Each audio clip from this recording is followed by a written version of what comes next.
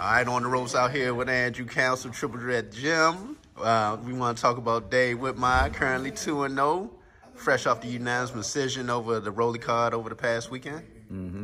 It was a good performance for Dave. We're going to try to keep him busy. We got him scheduled to come back in July. We're trying to get him out of school first, so that's why we skipped a month and coming back in July. It looks like he's on the fast track to average, 6 fights a year? Hopefully we can get 6 fights the first year, yes. Wow, man. That's a great accomplishment, man. Like you said, he hasn't even finished graduate from high school, which will probably be in June for his graduation, and then he'll be on his 3rd fight right after that. Right after that, yes. Man, the movement, man, how does that happen? Because it's not like that for everybody. Well, the movement happens when you have a team, and I kind of tell people, like, you got to have a good team that understand the business, not just putting together a team, but the team that I have right now is guys that have been in the game from over 30 years. So you're talking about 30 years of experience. So we're not just taking any fight. We're taking a particular fight that helped the guy grow each time he make it through the fight. And just coming off Dave's last performance with the unanimous decision, what's some of the things that you took away from that fight? Just letting him know that he's able to go 4 rounds, letting him know that he can compete with older people, because as you know, that was a 3-1 guy with 3 knockouts, which is a 27-year-old grown man with responsibilities. That's a different type of opponent. And also, like, fighting in Las Vegas compared to fighting somewhere else, Las Vegas makes sure that you have to have a real fight.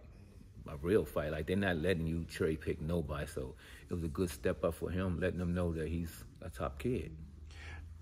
Speaking of that, I wanted to go back to something. I saw something on YouTube, but we actually talked about it. Remember when I asked you about the Antoine Russell and that whole thing I saw on BoxRec with the suspension indefinitely? Yeah. And I saw somebody do a video about that, but I want to go back to that again because you said that was something that's standard procedure. Could you explain that? That's standard procedure. Sometimes when you go through a fight, like for an example, right, Dave Whitmire, after his fight, they put that on his fight too, and I had to explain to him, it says, basically what it means is he can't fight again until after, I think it was June 4th, the date they had up there. It's something that they do, it's a precautionary thing they do. That doesn't mean that you did something wrong. Some people think, oh, he did something wrong, he's suspended. Why he got suspended? They start looking stuff up and coming up with all these crazy ideas why he's suspended.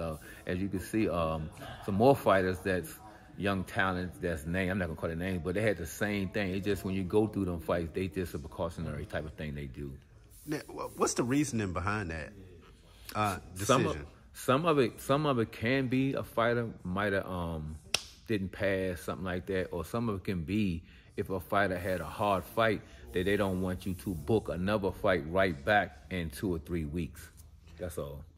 Every state has their own rules. Like, every state have their own rules. They have their own reason why they're doing it. But it doesn't always mean that a fighter did something illegal. It doesn't mean that's just their rules that they have in place to make sure, giving them enough recovery time to come back in the next 2 months that'll come right back in. Trey is actually on that card now, right? Yeah, Trey's on the June 24th card. June 24th card in Minnesota. In Minnesota, yeah. Man, he got a great fan base out there, man. Yeah, they like him in Minnesota. So sometimes you got to go where your fan base at and then let people start traveling to where your fan base at. And if you can get your fan base to start traveling with you, that really shows that, okay, you're starting to move the right way because your fans are following you now.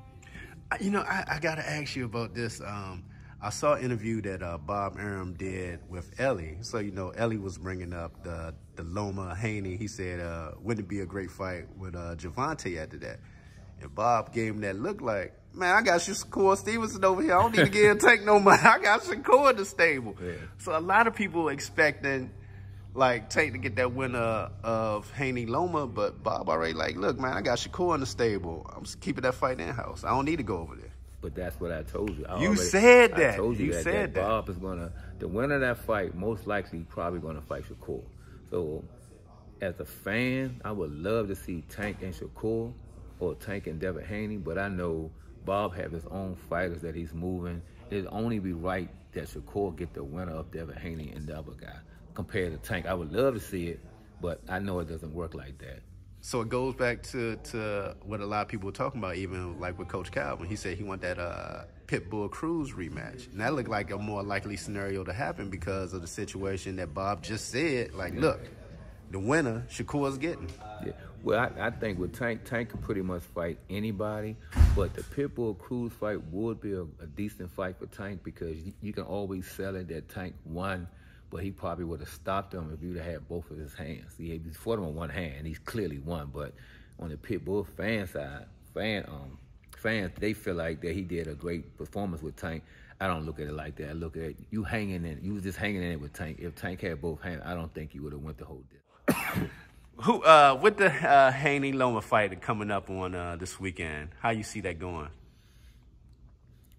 I think Devin Haney is going to beat Loma, and if he do beat Loma, I want everybody to give him the credit. I don't want to hear Loma's older, he's slowing down, this and stuff like that. Give the young boy his credit. I feel like a lot of people is not giving Devin Haney his credit for the things that he achieved at a young age. I think he's doing a phenomenal job. I definitely think Loma is still dangerous, but I think at this point right now, Devin Haney is too young. He's taller, rangier, a little faster. Loma do have a lot of experience, but I think it's Devin Haney's time right now. You know, with that being said, Drew, will he, like you said, a lot of people said Loma is a little bit older. So even if he does pull this off in a dominating fashion, they're going to still say, maybe they got a Loma that's past his prime, or Loma that lost his steps. So then again, they're going to want him to get in there and prove it again and again. They're going to want him to prove it over and over again because the narrative changed, only my opinion, because he's doing what he's doing, and he took a different path at a young age. So it's something different, and I feel like he's taking the same path as Floyd Mayweather took when he was coming up. Not saying he's Floyd Mayweather. I'm saying he took the same type of path. He's taking fights where his ability is the A side, but he's taking the B side approach to it. Man, I'm going to give you what you want just to take the fight. You know what I'm saying? So he did it twice. To me, he's doing it again. Like he's taking approach as a B-side opponent, knowing that he's the A-side, just to prove to everybody, I want to fight that great guy that y'all said it was great. He's a special type of fighter. So say he's special. So when I beat him, you give me the credit. Don't discredit him, because then you discrediting me. Say he's special. Say he's phenomenal. So when I beat him, give me this praise. That's Devin Haney's approach to it. Okay. Yeah.